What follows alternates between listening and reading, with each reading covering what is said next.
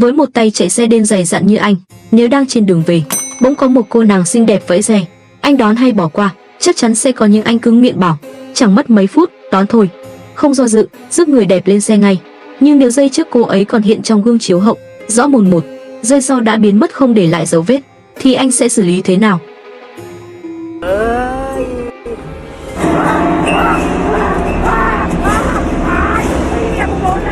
Chào buổi tối các bạn ơi, lại mang đến một câu chuyện không gian đỉnh cao mới. Hôm nay chúng ta tiếp tục phần 8 của series chuyện ma Bangkok 3 giờ sáng.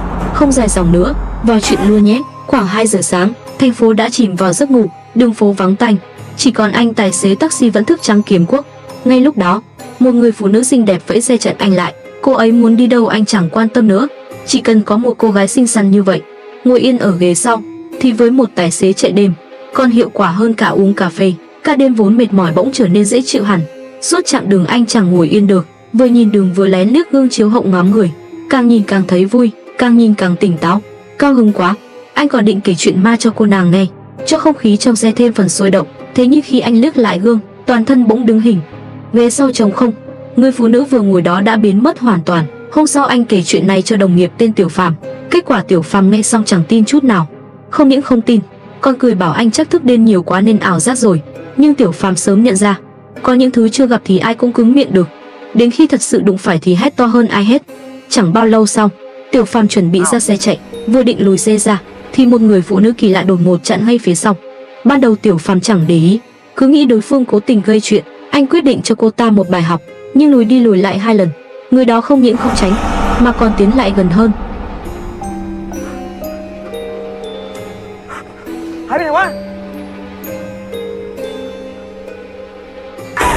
Cuối cùng cô ta áp sát vào cửa kính và bắt đầu đập vào xe Tiểu Phàm. Tiểu Phàm vừa định nổi nóng, nhưng khi nhìn thấy khuôn mặt đó, hồn vía bay mất. Đó không phải khuôn mặt của người bình thường, trắng bệch, lạnh lẽo, như thứ gì đó bò ra từ bóng tối. Tiểu Phàm hoảng loạn đập đầu vào vô lăng, còi xe rú lên điên cuồng. Anh vừa la vừa run, người như sắp sụp đổ. Mãi một lúc sau, tiếng còi chói tai mới kéo anh đồng nghiệp lại gần. Anh chạy ra xem, khi Tiểu Phàm ngẩng đầu lên, người phụ nữ kia đã biến mất. Lần này Tiểu Phàm không còn cười được nữa, run cầm cập. Anh kể lại những gì vừa xảy ra cho đồng nghiệp nghe. Khác với Tiểu Phàm lúc trước, anh đồng nghiệp tỏ ra rất bình tĩnh, bởi bản thân anh cũng đã từng gặp. Anh móc túi lấy ra 2 thứ, đưa cho Tiểu Phàm. Một là bùa hộ thân, một là nước thánh. Anh dặn phải mang theo bên người, lúc nguy cấp có thể giữ mạng. Tiểu Phàm cầm lên xem, cái bùa hộ thân trông còn tạm được, chỉ là một cuộn giấy vàng, còn cái gọi là nước thánh kia trông có vẻ không được nghiêm túc lắm. Nhưng lúc đó gấp ra xe, cũng không có thời gian mà xét kỹ, đành nhận luôn cho xong. Nói về Tiểu Phàm này, cũng có thể nói là anh đã kế thừa trọn vẹn truyền thống của dân tài xế taxi. Đường xa thì lười chạy, đường gần thì chê lặt vặt, đường xấu thì không thèm, khách không đẹp cũng không mấy muốn đón. Tóm lại là làm được, nhưng tốt nhất đừng mệt. Kiếm tiền được, nhưng tốt nhất phải nhàn. Tối hôm đó anh vừa ra xe chưa được bao lâu thì gặp 2 người đàn ông lạ, một người râu mép, một người tóc dài. Tiểu Phàm vừa nghe họ nói muốn đến cửa khẩu biên giới, phản ứng đầu tiên là từ chối ngay. Xa, phức tạp, đường lại khó đi, nhưng vấn đề là đối phương trả giá cao quá. Tiền nhiều thế, Tiểu Phàm cũng không nỡ từ chối mãi, để 2 người lên xe luôn. Xe tiếp tục lăn bánh, suốt dọc đường Tiểu Phàm miệng không ngừng, chuyện này chuyện kia, tán dóc rôm rả với 2 người phía sau. Nhưng ngay lúc đó, radio bỗng cất ngang một bản tin khẩn cấp.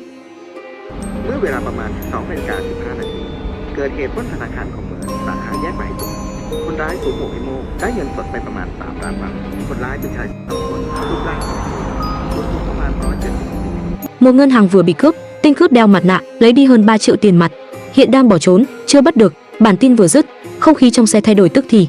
Tiểu Phàm phản xạ, liếc gương chiếu hậu nhìn 2 người phía sau. Lúc đó anh vẫn chưa ngay lập tức liên hệ họ với tên cướp, chỉ tự nhủ một câu cảm thán, đời người ai cũng khó, mà sao lại thế. Nhưng anh vừa nói xong thì thấy có gì đó không ổn.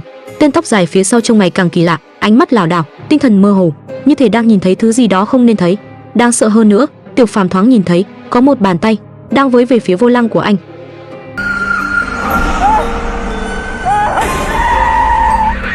Mọi người trong xe đều bị cảnh tượng đó làm hoảng sợ, cả nhóm không dám đi tiếp, quyết định tìm trạm dừng nghỉ. Xuống xe, tên râu mép kéo tên tóc dài ra một góc, hạ giọng bảo hắn bình tĩnh lại, cứ thế này Tiểu Phàm sẽ nhìn ra vấn đề ngay. Nhưng tên tóc dài bình tĩnh không nổi, mặt đầy kinh hãi, cứ làm nhảm rằng người đàn bà đó quay lại rồi đến đòi mạng họ. Tiểu Phàm phía bên kia cũng chẳng khá hơn, anh lại đụng phải tà rồi.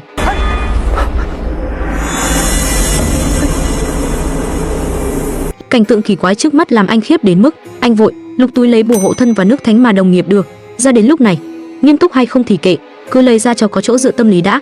Tên râu mép can không được tên tóc dài, bèn lấy mấy viên thuốc bắt hắn uống rồi ngủ một giấc. Trong lúc đó, tên râu mép còn đề nghị giữ hộ khẩu súng của tên kia, nhưng vừa mở miệng liền bị tên tóc dài trừng mắt lạnh lùng ngắt lời, súng không cho. Điều này cũng nói lên rằng giữa hai tên này không hề tin tưởng nhau như vẻ ngoài. Chúng không chỉ là kẻ đang bỏ trốn, mà là hai tên vong mạng sẵn sàng phản nhau bất cứ lúc nào. Tiểu Phàm bước lại gần, hai người tạm thời ngưng câu chuyện, cùng lên xe tiếp tục chạy về biên giới. Lần này tên tóc dài uống thuốc rồi, quả nhiên im lặng hơn hẳn. Tiểu Phàm tưởng cuối cùng cũng được yên một lúc, nhưng con mà đó rõ ràng không có ý định để họ dễ thở, vẫn thỉnh thoảng gây ra những động tĩnh.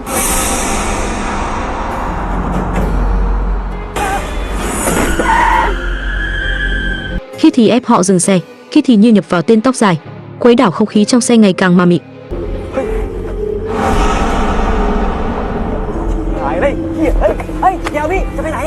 Tiểu Phàm nhìn mà càng lúc càng hoảng. Cuối cùng anh quyết định mở bùa hộ thân đồng nghiệp cho ra. Kết quả mở ra thì thấy trong đó chẳng có bùa chú gì cả, chỉ có một tấm ảnh. Tiểu Phàm suýt điên, cái này gọi là bùa hộ thân à?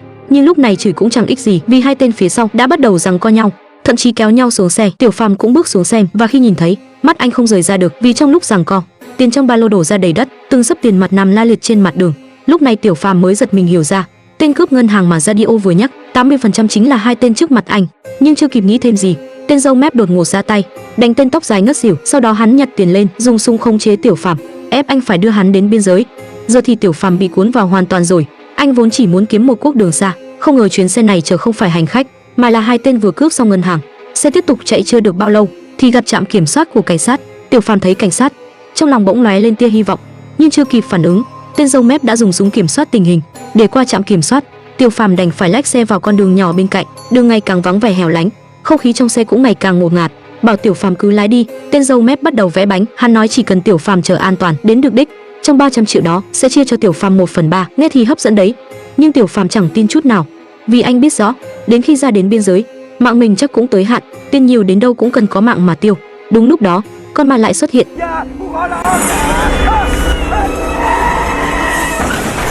Cả bọn hoảng loạn, Tiểu Phàm mất kiểm soát hoàn toàn, lao thẳng xe vào cây, tất cả ngất xỉu đồng loạt. Không biết bao lâu trôi qua, tên râu mép tỉnh dậy trước. Việc đầu tiên hắn làm không phải cứu người, mà ôm tiền bỏ chạy thẳng. Tiểu Phàm cũng tỉnh lại sau đó, anh định khởi động xe để rời đi, nhưng vừa ngẩng đầu lại thấy con ma đó.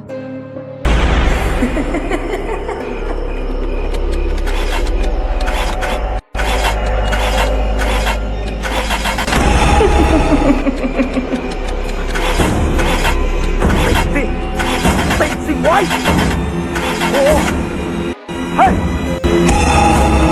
ของมึงแหละที่ทำเหี้ยอะไรเขาไว้น้องมาฆ่าแม่งเลยน้องอย่าทำอะไรพี่นะ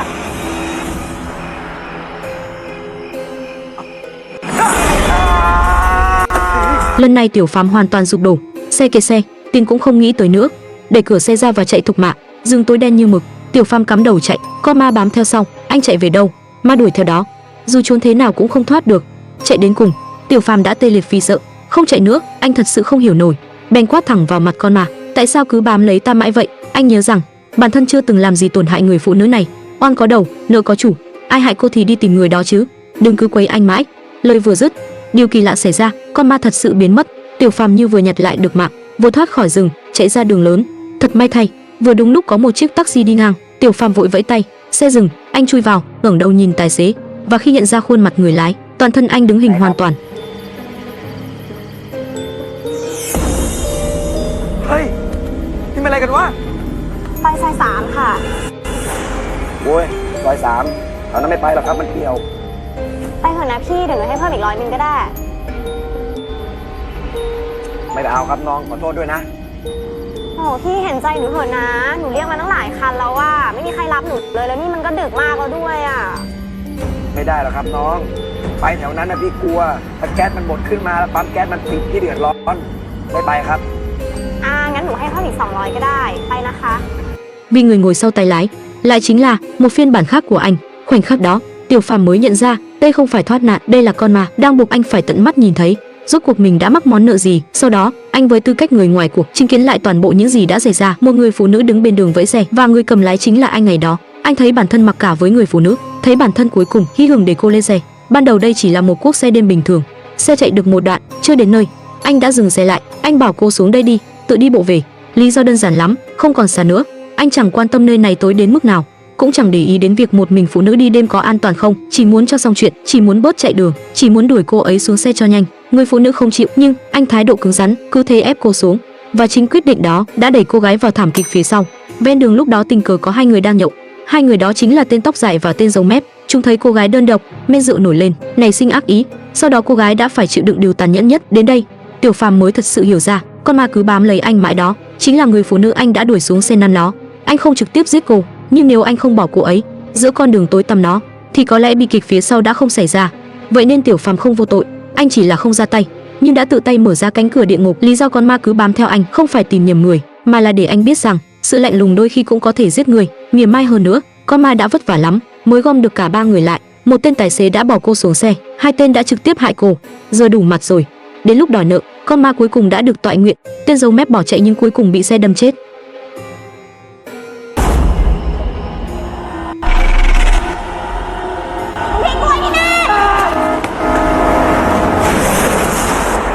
Tên tóc dài nhặt tiền và súng cũng không thoát được, hắn bị con ma điều khiển, nổ súng bắn chết Tiểu Phàm, rồi kết thúc chính mình. Hào. ทำไมกูซวยอย่างนี้วะเนี่ย